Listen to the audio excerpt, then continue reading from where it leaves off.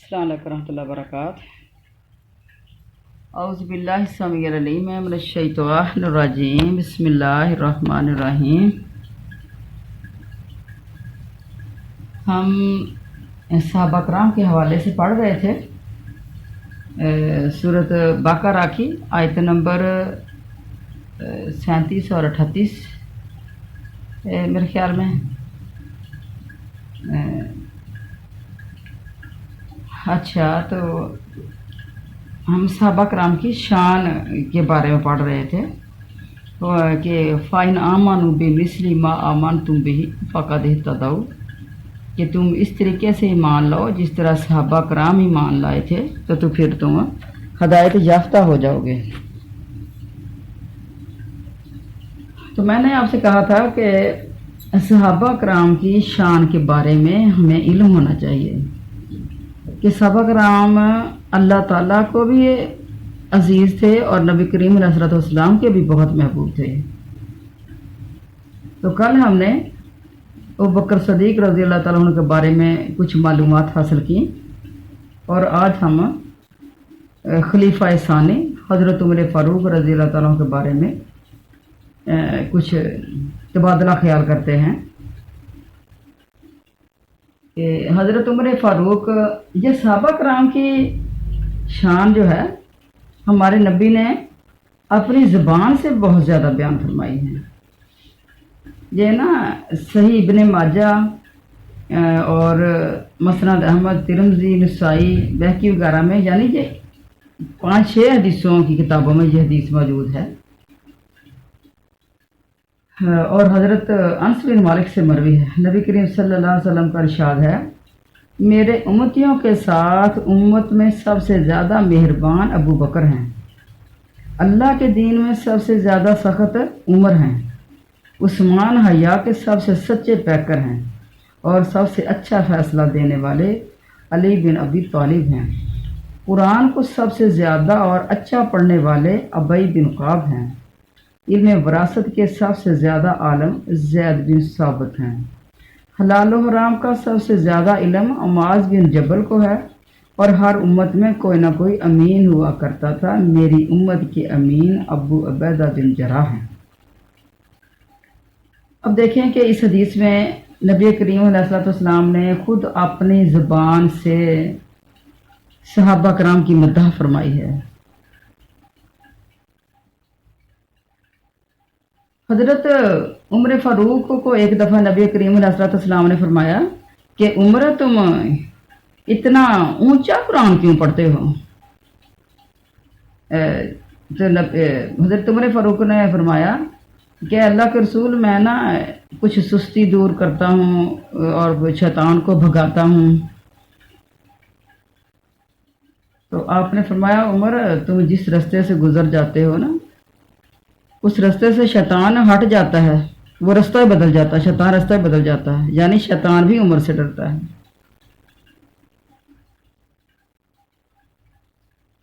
और एक हदीस में है, ये बुखारी शरीफ की हदीस है और मुस्लिम शरीफ की, हज़रत अब्दुल्लाह बिन शाम फरमाते हैं कि हम नबी करीम सल्लल्लाहु अलैहि वसल्लम के हमरा थे। आप सल्लल्लाहु अलैहि वसल्लम हज़रत उमर बिन ख़त्ताब का हाथ थामे हुए थे। हज़रत उमर ने अर्ज़ किया रज़ी अल्लाह तआला अन्हु, ऐ अल्लाह के रसूल, आप मेरी जान के सिवा हर चीज़ से ज़्यादा महबूब हैं। नबी करीम सल्लल्लाहु अलैहि वसल्लम ने फरमाया, नहीं, कसम है इस ज़ात की जिसके हाथ में मेरी जान है, जहाँ तक कि मैं तेरे नज़दीक तेरी जान से भी ज़्यादा महबूब हो जाऊँ। तेरा ईमान मुकम्मल नहीं जब तक कि मैं तेरी जान से भी ज़्यादा महबूब ना हो जाऊँ तुझे। हज़रत उमर फ़ारूक ने अर्ज़ किया रज़ी अल्लाह तआला अन्हु, अब ए अल्लाह के रसूल, आप मुझे मेरी जान से भी ज़्यादा महबूब हैं। नबी करीम सल्लल्लाहु अलैहि वसल्लम ने फरमाया, अल-आन या उमर, अब तुम्हारा ईमान मुकम्मल हुआ है ए उमर। गोया रसूल करीम सल्लल्लाहु अलैहि वसल्लम से मोहब्बत का तकाजा ये है कि आदमी हर चीज़ से बढ़कर आप सल्लल्लाहु अलैहि वसल्लम से मोहब्बत करे, वरना वो कामिल मोमिन नहीं हो सकता। तो ये उम्र वो उम्र थे। हज़रत عمر کے دور خلافت میں فتوحات بھی بہت زیادہ ہوئی تھی، اور حضرت عمر کے دور خلافت میں تقریباً 12,000 مسجدوں میں نماز جمعہ ادا کی جاتی تھی۔ ایک دفعہ نا حضرت عمر فاروق کے زمانے میں طاعون کی بیماری آئی، تو یہ طاعون کی بیماری شام کے علاقوں میں آئی تھی، جس سے 20,000 صحابہ کرام شہید ہو گئے۔ بہت زیادہ نقصان ہوا صحابہ کرام کا، اور حضرت عمر فاروق رضی اللہ تعالیٰ عنہ ان علاقوں میں گئے، ان کی وراثتوں کو تقسیم کیا۔ تو حضرت عمر فاروق کے زمانے میں اتنی مسجدیں کیسے بن گئیں؟ تو ان کی تاریخ پڑھیں تو پتہ چلتا ہے کہ جو بھی گرجے تھے، مندر تھے، وہ لوگ مسلمان ہو گئے، تو انہیں گرجوں کو، مندروں کو مورتیوں سے نکالا، ان کو سیٹ کر کے ان کو مسجد بنا دیا۔ تو اس کا مطلب یہ ہے کہ عمر فاروق کو مسجد بنانے کا طریقہ آ گیا تھا، اور آج ہمیں مسجد بنانے کا طریقہ نہیں آیا۔ آج آپ دیکھیں کہ مسجدیں کتنی ہیں، اور جو ہیں وہ بھی نہیں چل رہی، کسی میں امام نہیں ہے، کسی میں خطیب نہیں ہے، کسی میں اس کا کوئی محتمم نہیں ہے، اور مسجدیں جو ہیں وہ فرسودہ جو پڑی ہوئی ہیں، کوئی ان کا پرسان حال نہیں ہے، نہ ہی کوئی گورنمنٹ ان کی طرف توجہ دیتی ہے، اور لوگ غریب جتنے جو کہ بیچارے ہوتے ہیں اتنا کچھ جمع کر کے کوئی ہلکی ماڑی بنا لیتے ہیں۔ زیادہ تر علاقوں کے اندر مسجدوں کا حال یہ گاؤں دیہاتوں میں آپ چلے جائیں، کالونیوں میں چلے جائیں تو دیکھیں مسجدوں کا کوئی حال نہیں ہے۔ کچھ اچھی بھی ہیں، اگر کسی کو سپورٹ کہیں سے مل گئی تو اچھی بھی ہیں، لیکن زیادہ تر دیہی علاقوں میں یہی حال ہے۔ تو آج ہمیں بھی مسجدیں بنانے کا ڈھنگ نہیں آیا۔ حضرت عمر فاروق رضی اللہ تعالیٰ عنہ نبوت کے 6 سال اسلام قبول کیا، سیدنا حمزہ کے اسلام لانے کے 3 دن بعد، اور ان کا ایک بہت دلچسپ واقعہ ہے ان کے اسلام لانے کا، تو جہاں پھر طوالت زیادہ ہو جائے گی تو آپ دینی کتابوں کے اندر پڑھ سکتے ہیں کہ وہ اپنی ہمارے نبی کو جو ہے وہ شہید کرنے کے ارادے سے نکلے تھے، اور راستے میں پتہ چلا کہ وہ ان کی بہن اور بہنوئی اسلام لا چکے ہیں، تو پھر ادھر آ گئے، پھر ان کو مارا، اور پھر کہا کہ آپ دکھائیں ہمیں کہ کیا پڑھ رہے تھے آپ۔ پھر انہوں نے دکھا دیا، تو پھر خود بھی یعنی پڑھا تو دل کے اوپر اثر ہوا، تو ہمارے نبی کی خدمت حاضر ہو کر اسلام قبول کر لیا۔ اچھا، تو حضرت عمر فاروق فرماتے ہیں کہ جب میں نے اسلام قبول کیا اس وقت مسلمانوں کی تعداد 39 تھی اور عمر 40واں تھے۔ عمر جب آئے تو 40 کا عدد پورا ہو گیا، اور 11 عورتیں بھی تھیں۔ قرآن پاک کی آپ تشریح دیکھیں، ایکسپلین دیکھیں، تو آپ دیکھیں گے کہ بہت ہی جگہ پہ عمر کی رائے سے قرآن پاک نازل ہوا، اور حضرت عمر فاروق فرماتے ہیں کہ یہ اس طرح کہ جو آیات نازل ہوئیں تو یہ میں نے نبی کریم صلی اللہ علیہ وسلم کو رائے دی تھی کہ اللہ کے رسول آپ ایسے کر لیں، تو پھر قرآن نازل ہو جاتا تھا۔ اور نبی کریم صلی اللہ علیہ وسلم نے فرمایا کہ قرآن میرے آنگن میں اترتا ہے اور اترتا عمر کی رائے سے ہے، یہ بھی ہمارے نبی کی حدیث میں بھی ہے۔ حضرت عمر فاروق رضی اللہ تعالیٰ فرمایا کہ اے اللہ کے رسول، اگر آپ مقام ابراہیم کی جگہ کو نماز کی جگہ بنا لیں تو بہتر ہوگا۔ تو اللہ تعالیٰ نے قرآن پاک کی آیت اتار دی، وَاتَّخِذُوا مِن مَّقَامِ إِبْرَاهِيمَ مُصَلًّى، کہ آپ مقام ابراہیم کو نماز کی جگہ بنا لیں۔ اور ایک دفعہ حضرت عمر فاروق نے فرمایا کہ جب گھر میں کوئی آئے تو اجازت لے کے آئے۔ نبی کریم صلی اللہ علیہ وسلم نے بھیجا کسی بچے کو بھیجا عمر فاروق رضی اللہ تعالیٰ کو بلانے کے لیے، تو ان کے گھر میں گیا جبکہ حضرت عمر فاروق سوئے ہوئے تھے، اور کپڑا جو تھا وہ ہٹا ہوا تھا۔ سونے سے تقریباً کپڑا ادھر ادھر ہو جاتا ہے، تو عمر فاروق کو یہ بات اچھی نہ لگی تو آپ نے فرمایا اللہ کے رسول آپ نا یہ ایک قانون بنا دیں کہ جب کوئی کسی کے گھر میں داخل ہو تو اجازت لے کے داخل ہو۔ تو اللہ تعالیٰ نے قرآن پاک کی صورت نور کے اندر یہ آیت اتار دی، یا ایھا الذین آمنوا لا تدخلوا بیوتا غیر بیوتکم حتی تستأنسوا وتسلموا علی اہلہا ذالکم خیر لکم لعلکم تذکرون۔ کہ اے لوگوں جو ایمان لائے ہو تو دوسروں کے گھروں میں مت داخل ہوا کرو، پہلے اجازت لے لیا کرو اور گھر والوں کے اوپر سلام بھیج دیا کرو، یعنی اجازت بھی لے لی، سلامتی بھی، سلام بھی کر دیا، ان کے اوپر سلام بھی بھیج دیا۔ تو یہ اللہ تعالیٰ نے یہ قرآن پاک کی آیت بھی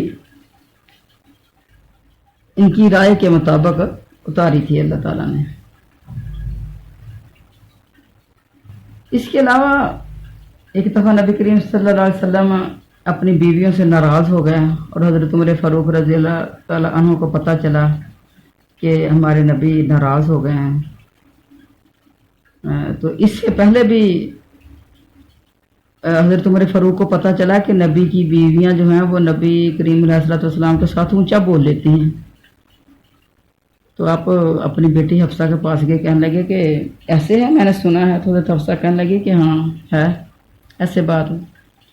تو آپ نے فرمایا کہ تم اپنی آوازوں کو دھیما رکھنا ہے، ورنہ اللہ تعالیٰ تمہاری جگہ پہ وہ اور اچھی نیک صالح بیویاں نبی پاک علیہ السلام کو عطا فرما دیں گے۔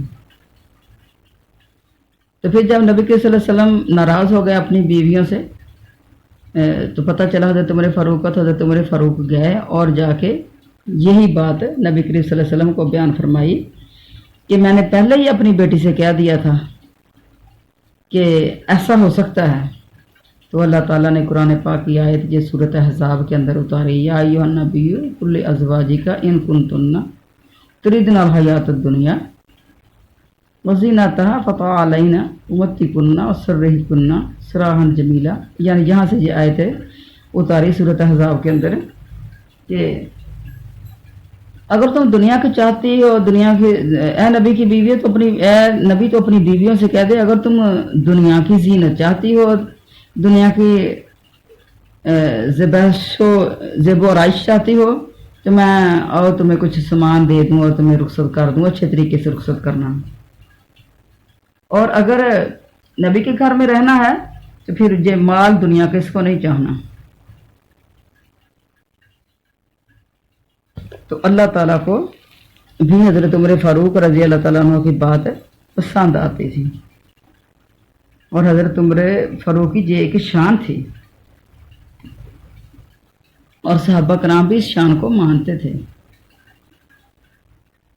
نبی کریم حضرت عمر فاروق بعض اوقات نبی کی بیویوں کو دیکھتے باہر جاتے ہوئے تو دل میں یہ چیز اچھی نہیں لگتی تھی کہ یہ باہر کیوں نکلیں، اور مسلمان اور عورتوں کو بھی دیکھتے تھے تو دل میں یہ بات ہی، اور ہمارے نبی سے فرما بھی دیا کہ اللہ کے رسول آپ نا انہیں پردے کا حکم دے دیں۔ تو ہمارے نبی خود تو قانون نہیں بناتے تھے جب تک آسمان سے حکم نہیں آ جاتا تھا، تو اللہ تعالیٰ کی طرف سے پردے کی آیت جو ہے وہ اتر آئی تھی، یا ایھا النبی قل لازواجک و بناتک و نساء المؤمنین یدنین علیہن من جلابیبہن۔ اے نبی کہہ دے اپنی بیویوں سے، ازواجک و بناتک، اور اپنی بیٹیوں سے، و نساء المؤمنین، اور سارے مومنوں کی عورتوں سے کہ وہ اپنے اوپر چادروں کا کچھ حصہ لٹکا لیں، وہ پردہ کر لیں، جلباب کر لیں۔ تو حضرت عمر فاروق کی یہ کتنی زیادہ شان ہے، اور بھی کئی مواقع پہ یہ ثابت ہے کہ عمر فاروق کی رائے سے قرآن اترا۔ جب عبداللہ بن ابی منافق فوت ہوا تو نبی کریم صلی اللہ علیہ وسلم نماز جنازہ پڑھانے کے لیے چل پڑے، یعنی ان کا بیٹا عبداللہ جو تھا نا وہ پکا سچا مسلمان تھا، وہ تھا نبی کریم صلی اللہ علیہ وسلم کے ساتھ محبت کرنے والا تھا، اس کے کہنے پہ چل پڑے۔ تو حضرت عمر فاروق نے روک دیا کہ اللہ کے رسول منافق کی نماز جنازہ نہیں پڑھنی چاہیے۔ ہمارے نبی ان کے کہنے سے تو نہ رکے، لیکن اللہ تعالیٰ کی طرف سے پھر آیت نازل ہوگی کہ کسی بھی مشرک کی آپ نے نماز جنازہ نہیں پڑھنی، اور ساتھ یہ بھی فرما دیا کہ اگر آپ اس کی 70 بار بھی مغفرت کی دعا فرما دیں گے تو میں نے پھر بھی اس کو معاف نہیں کرنا۔ اس کے علاوہ بدر کے قیدیوں کے بارے میں بھی حضرت عمر فاروق کی موافقت کی بات جو ہے وہ نکلتی ہے کہ بدر کے قیدیوں کے بارے میں ہمارے نبی کریم صلی اللہ علیہ وسلم نے حضرت ابوبکر صدیق سے مشورہ لیا کہ ان کا کیا کیا جائے۔ حضرت عمر فاروق سے مشورہ لیا۔ ابوبکر صدیق حضرت عمر فاروق نے یہ مشورہ دیا تھا کہ ان کو قتل کر دیا جائے، اور ابوبکر صدیق نے فرمایا کہ اللہ کے رسول یہ ہمارے اپنے رشتہ دار ہی تو ہیں، سب کے رشتہ دار ہیں، تو چلو ان سے فدیہ لے لیں اور ان کو چھوڑ دیں۔ تو اللہ تعالیٰ نے قرآن پاک کے اندر عمر کی رائے کے مطابق جو اللہ تعالیٰ نے عمر کی رائے کو پسند فرمایا کہ اگر ایک بات جو پہلے طے نہ ہو چکی ہوتی تو بہت جو ہے آپ کو نقصان کا سامنا کرنا پڑتا مسلمانوں کو، تو ان کا خون بہانا تھا، ان کو چھوڑنا نہیں تھا۔ اور جب مسلمان مسجد میں جاتے تھے شراب پی کے اور ہاتھا پائی ہو جاتے تھے ایک دوسرے سے، یعنی شراب سے عقل معاف ہو جاتی ہے اور چھوٹی چھوٹی بات میں ایک دوسرے سے ہاتھا پائی ہو جاتے تھے، حضرت عمر فاروق رضی اللہ عنہ بہت پریشان ہوتے تھے۔ نبی کریم صلی اللہ علیہ وسلم سے کئی دفعہ فرمایا کہ اللہ کے رسول شراب کے بارے میں کچھ بیان فرما دیں، کوئی وصیت فرما دیں، اس کو حرام فرما دیں۔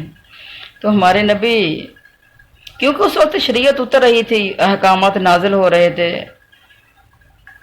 تو اللہ تعالیٰ نے قرآن پاک کے اندر آیت اتار دی کہ جب تم نماز پڑھنے کے لیے جاؤ تو اس وقت تک نماز نہ پڑھو جب تک تم نشے کی حالت میں ہو، جب تک تم سمجھنے لگ جاؤ کہ تم کیا پڑھ رہے ہو۔ اب کیا ہے، پہلی جو آیت اتری تھی وہ یہ تھی شراب کے بارے میں کہ شراب کے اندر نقصان زیادہ ہیں اور فائدے تھوڑے ہیں۔ اس وقت بھی تسلی نہ ہوئی، حضرت عمر فاروق نے فرمایا اللہ کے رسول تسلی نہیں ہوئی بات میں۔ اور دوسری آیت یہ اتری تھی کہ جب تم نماز پڑھنے کے لیے جاؤ تو جب نشے کی حالت میں ہو تو پھر تم نے نماز کے قریب نہیں جانا ہے، لا تقربوا الصلاۃ وانتم سکارا۔ پھر بھی تسلی نہ ہو سکی۔ چلو نماز کے نزدیک یا نماز کے وقت صحابہ کرام وہ شراب کو نہیں پیتے تھے۔ اس کے بعد پھر تیسرے نمبر پہ جب آیت آئی، تیسری دفعہ جب آیت آئی تو اس کے اندر شراب جو ہے وہ حرام ہوگی، قطعی حرام ہوگی۔ تو اس بات کے اندر بھی حضرت عمر فاروق رضی اللہ عنہ کی رائے تھی۔ نبی کریم صلی اللہ علیہ وسلم نے فرمایا کہ میں نے خواب دیکھا کہ خواب میں میں نے دودھ پیا اور اتنا پیا کہ میں نے دیکھا کہ اس کی تر و تازگی میری ناخنوں سے نیچے سے نکل رہی ہے۔ پھر میں نے پیالہ عمر رضی اللہ تعالیٰ عنہ کو دے دیا۔ صحابہ نے عرض کیا اللہ کے رسول اس کی کیا تعویل ہے اس خواب کی؟ آپ نے فرمایا دودھ علم ہے، یعنی عمر کے پاس علم ہے۔ تو حضرت عمر فاروق رضی اللہ تعالیٰ نبی کریم صلی اللہ علیہ وسلم سے دل و جان سے بڑھ کے محبت کرنے والے ثابت ہوئے۔ غزوہ بدر میں جب لڑائی اختتام کو پہنچ گئی تو ابو سفیان کھڑا ہو گیا، کہنے لگے کہ محمد زندہ ہے صلی اللہ علیہ وسلم۔ ہمارے نبی نے فرمایا خاموش ہو جو، کوئی نہ جواب دو ان کو۔ پھر انہوں نے فرمایا، وہ ابو سفیان نے کہا عمر زندہ، ابو بکر زندہ ہے، خاموش رہے۔ کہا ابن خطاب زندہ ہے، خاموش رہے۔ جب جواب نہ ملا تو انہوں نے کہا یہ سارے قتل ہو گئے ہیں، نعوذ باللہ، اگر یہ زندہ ہوتے تو کوئی جواب نہ دیتے۔ یہ سن کر نبی کریم صلی اللہ علیہ وسلم نے فرمایا عمر جواب دو ان کو۔ عمر رضی اللہ تعالیٰ عنہ کو خود کو قابو میں نہ رکھ سکے، کہا ہے اللہ کے دشمن تم نے جھوٹ کہا ہے، اللہ نے تیری رسوائی اور تیری بربادی کا سامان ابھی سارے کا سارا باقی رکھا ہے۔ نبی کریم صلی اللہ علیہ وسلم بھی زندہ ہیں اور ہم سارے بھی زندہ ہیں۔ تو ابو سفیان نے کہا الحبل، کہ حبل جو ہے وہ بلند ہو گیا، یعنی نعرہ لگایا انہوں نے، حبل بلند ہو گیا۔ تو نبی کریم صلی اللہ علیہ وسلم نے فرمایا ان کو جواب دو اللہ اعلی و اجل، اللہ ہی پہلے دن سے اونچا اور بلند تھا، خبر کچھ بھی نہیں۔ تو ابو سفیان نے کہا انا لنا عزا ولا عزا لکم، ہمارے پاس تو عزا ہے، تمہارے پاس تو عزا ہی نہیں ہے۔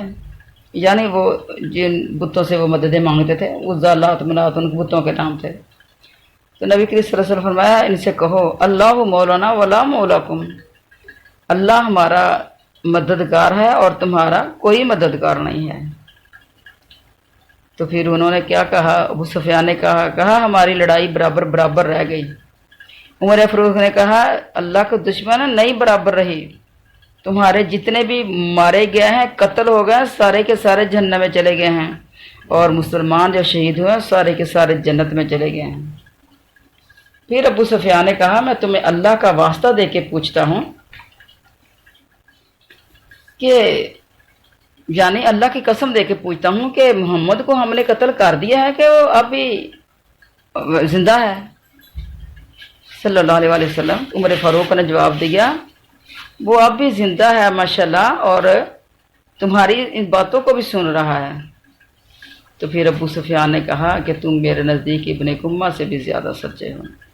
یعنی ان کو ایک دوسرے کی سچائیوں کا اعتراف تھا، اور جنگ کے اندر ایک قانون تھا کہ جنگ کے اندر جھوٹ نہیں بولنا کسی نے بھی، یہ اصول و ضوابط تھے اس وقت بھی اور آج بھی کہ جنگ کے اندر جھوٹ نہیں بولنا۔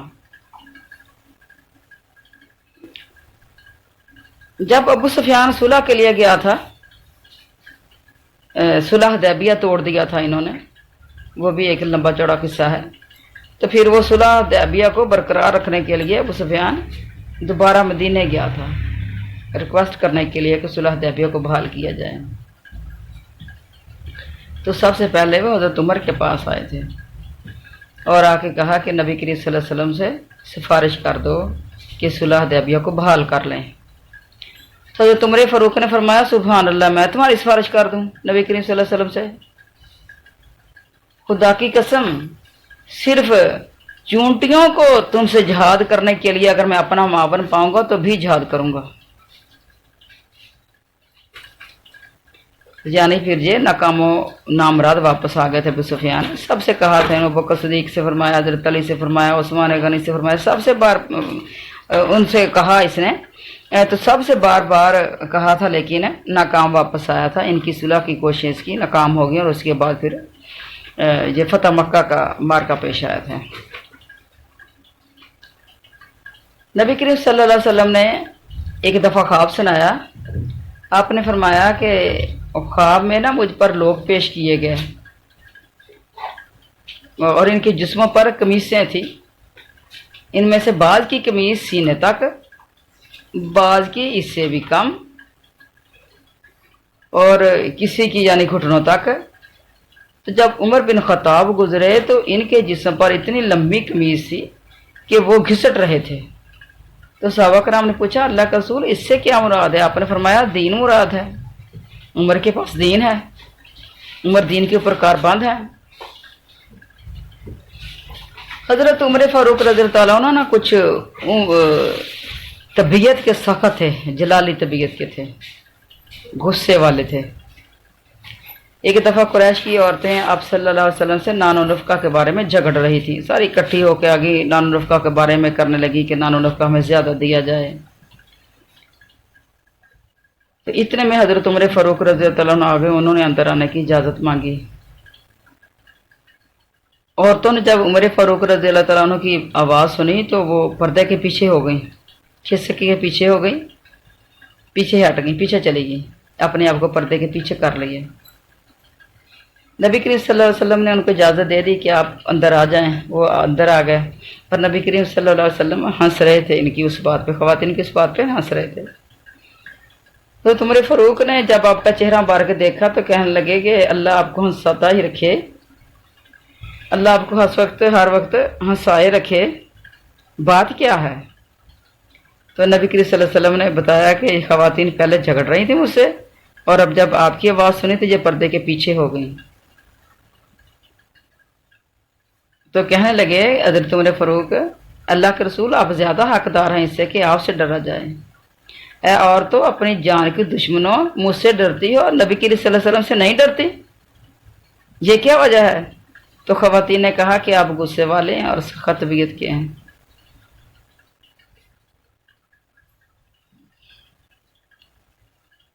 تو دیکھیں جی حضرت عمر فاروق کی طبیعت،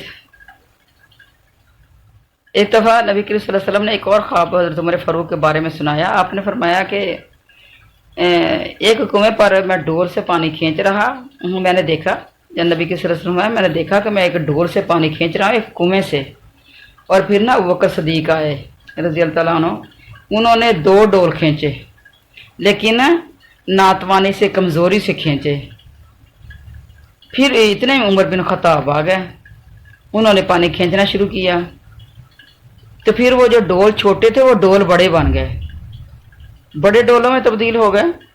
تو حضرت عمر فاروق نے اتنا پانی کھینچا، یعنی یہ شہزور اور پہلوان بندہ تھا، اتنا پانی انہوں نے کھینچا کہ سارے لوگ سیراب ہو گئے اور اپنے اپنے مویشیوں کو، اونٹوں کو سب نے پانی پلا لیا۔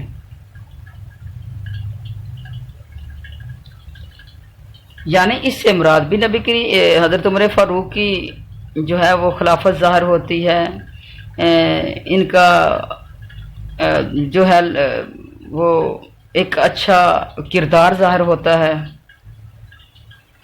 تو یہ صحابہ کرام جو تھے یہ سارے کے سارے ہی نبی کریم صلی اللہ علیہ وسلم کے ساتھ محبتیں کرنے والے تھے، اور آج لوگوں نے جھوٹ بول بول کر ان کے اندر دراڑیں ڈال دی ہیں۔ تو قرآن پاک کی بات ہے فَإِنْ آمَنُوا بِمِثْلِ مَا آمَنْتُمْ بِهِ فَقَدِ اهْتَدَوْا، کہ اگر تم اس طریقے سے ایمان لاؤ جس طرح صحابہ کرام ایمان لائے تھے تو تم ہدایت کے راستے پہ چل پڑو گے۔ تو انشاءاللہ کل کو اگلا سبق ہوگا، اور میں تو کہتی ہوں کہ یہ 4 جو خلفائے راشدین ہیں نا، تو ان کے بارے میں تھوڑی سی معلومات آپ حاصل کر لیں، تو انشاءاللہ اس کے بعد پھر آپ کو جو ہے وہ بہت زیادہ آسانی ہو جائے گی خلفائے راشدین اور صحابہ کرام کے مقام کو سمجھنے میں بھی ہے، یہ آپ کی رہنمائی کریں گے۔ تو سب کو بھی چلو آج کا کافی ہے یہ۔ السلام علیکم ورحمۃ اللہ وبرکاتہ۔